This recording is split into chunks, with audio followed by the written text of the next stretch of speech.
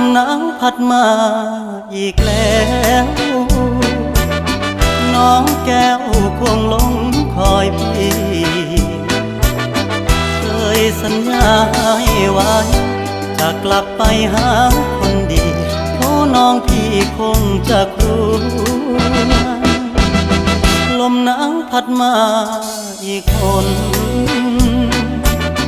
หนาวกระมนหัวใจปวดยามหนาวมาห่างน้องเจ้าคงมองและรำครวญลมหนาวจะหวนกลับไปฟ้าเอ่ยโปรดเห็น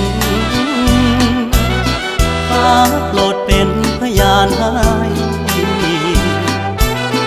ความรักยังไม่คลอนนิรันดรห่วงดวงใจจากเจ้าไกลเพราะจนลมหนาวพัดมาอีกแล้ว